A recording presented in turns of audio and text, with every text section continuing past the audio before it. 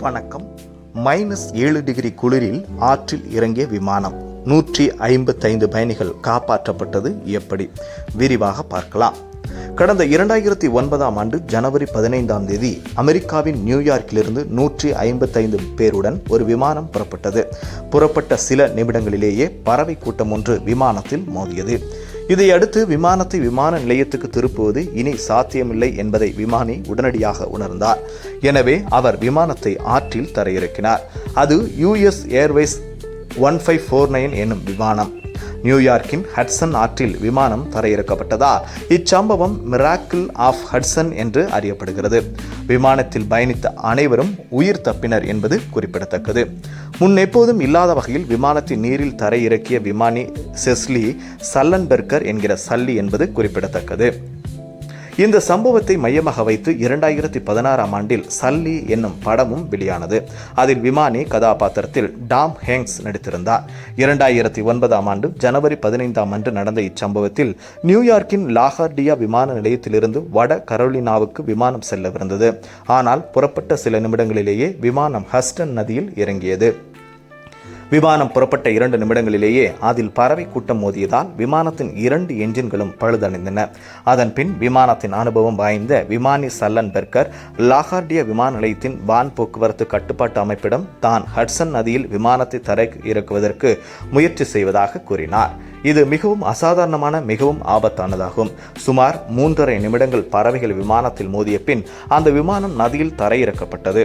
அப்போது விமானத்தின் பின்பகுதிதான் முதலில் ஆற்றில் இறங்கியதால் தண்ணீர் விமானத்துக்குள் புகுந்தது. ஆனால் இது விமானத்தை துண்டு துண்டாக நொறுக்கவில்லை. அவசர கால கதவுகள் மற்றும் அதன் இறக்கை பகுதிகள் வாயிலாக பயணிகள் விமானத்திலிருந்து வெளியேறினர். அப்போது விமானம் நீரில் மிதப்பதையும் அதன் இருபுறமும் உள்ள இறக்கையின் மேலே பயணிகள் நிற்பதையும் காட்டும் தனித்துவமான படத்தை இந்த உலகம் கண்டது.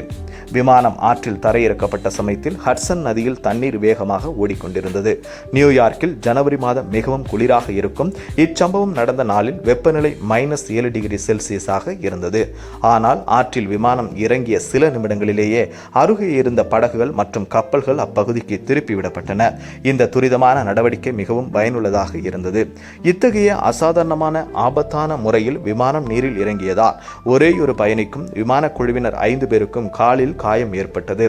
78 பேருக்கு சிறிய அளவிலான மருத்துவ சிகிச்சை தேவைப்பட்டது.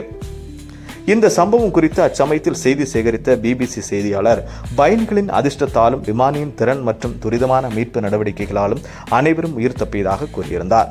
அப்போதைய நியூயார்க் மேயர் ப்ளூம்பெர்க் ஊடகத்திடம் ஆற்றில் விமானத்தை தரையிறக்கி விமானி சிறப்பாக செயல்பட்டதாக தெரிவித்தார். விமானம் ஆற்றில் இறங்கியவுடன் யாரேனும் விமானத்துக்குள் சிக்கியுள்ளனரா என முழு விமானமும் இருமுறை பரிசோதிக்கப்பட்டது. விமானி சல்லன்பெர்கர் இந்த சம்பவத்தை தொடர்ந்து பெரிதும் பாராட்டப்பட்டார். ஆனால் சில கேள்விகளும் எழுப்பப்பட்டன என்பது குறிப்பிடத்தக்கது. அமெரிக்காவின் போக்குவரத்து ஒழுங்குமுறை அமைப்பான தேசிய போக்குவரத்து பாதுகாப்பு குழு இது குறித்து விசாரித்தது. ஆற்றில் விமானத்தை தரையிறக்கிய முடிவு சரியானதுதான் என விசாரணையை அந்த அமைப்பு முடித்து வைத்தது. சில நாட்களில் குறிப்பிட்ட விமானம் ஆற்றிலிருந்து அகற்றப்பட்டு அமெரிக்காவின் கரோலினாஸ் ஏவியேஷன் அருங்காட்சியகத்தில் வைக்கப்பட்டது.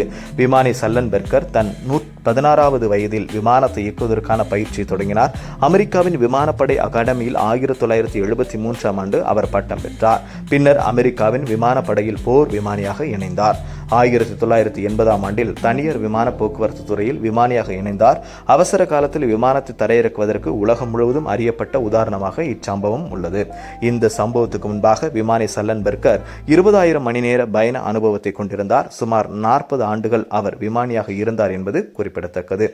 நேயர்களே, இந்த வீடியோ உங்களுக்கு பிடிச்சிருந்துச்சுன்னா மறக்காம ஷேர் பண்ணுங்க, லைக் பண்ணுங்க, சப்ஸ்கிரைப் பண்ணுங்க. நன்றி, வணக்கம்.